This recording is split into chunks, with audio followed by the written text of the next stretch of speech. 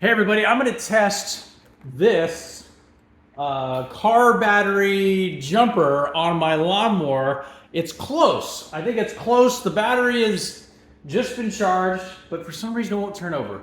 Let's see if this jumper will get this thing started. So it gave me a solid green light. Let's see what happens.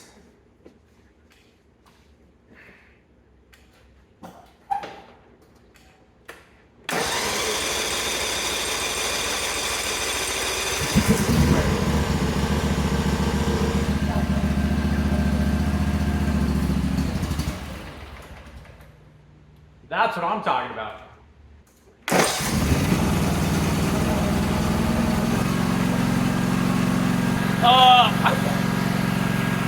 It works. All I gotta say is this thing is legit. I haven't been able to get this lawnmower started in a long time. Shout outs to this company.